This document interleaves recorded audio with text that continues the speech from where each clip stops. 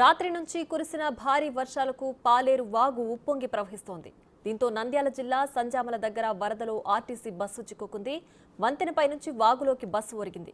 కాగా వెంటనే driver alert అయ్యి బస్సును నిలిపివేశాడు. స్థానికులు తాళ్ల సాయంతో ప్రయాణికులను రక్షించారు. ప్రమాదం తప్పడంతో అంతా ఊపిరి పీల్చుకున్నారు.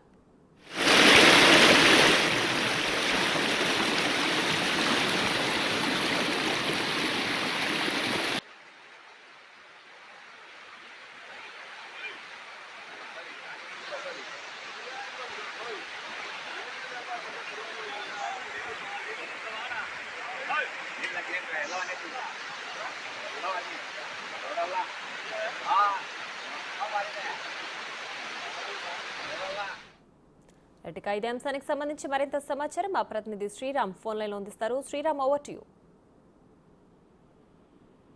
ఈ రోజు నంద్యాల సంబంధించినటువంటి జిల్లా కేంద్రంలో దాదాపుగా 23 మండలాల్లో అత్యధికంగా వర్షపాతం నమోదైంది. ఈ రోజు కురిసినటువంటి తెల్లవారుజామున కావచ్చు, ఉదయం ప్రవహిస్తున్నటువంటి వాగులు వంకలు ఏవైతే ఉన్నాయో ఆ వర్ష దాటికి ఒక్కసారిగా వర్ష ప్రవాహం ఎక్కువగా పెరగడంతో ఇటు కోయలకుంట్ల మండలము సంజామల సంబంధించినటువంటి గ్రామం నుంచి బస్సు వస్తున్నటువంటి సందర్భంలో ఆ వాగులో చిక్కున్నటువంటి సందర్భాలను చూస్తా ఉన్నాం. దాదాపుగా బస్సులో కూడా 25 మంది మేర బస్సులో ప్రయాణిస్తున్నటువంటి సందర్భంలో ఇలాంటి ఘటన చోటు చేసుకుంది.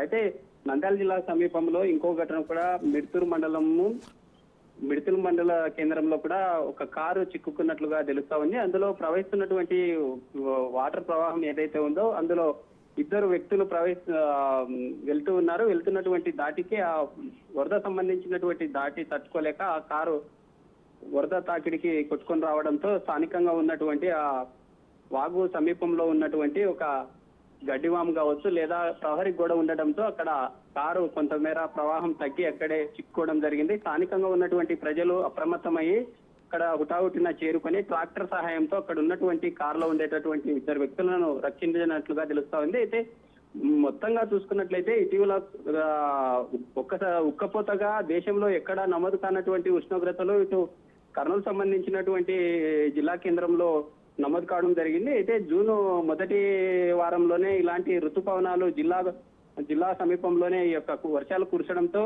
రైతులు కూడా సంతోషాన్ని వ్యక్తం చేస్తూ ఉన్నారు. అయితే రైతులు కూడా పూర్తి స్థాయిలో ఈ యొక్క తమ పొలాలకు సంబంధించినటువంటి పనుల్లో నిమగ్నమయ్యారని కూడా తెలుస్తా ఉంది.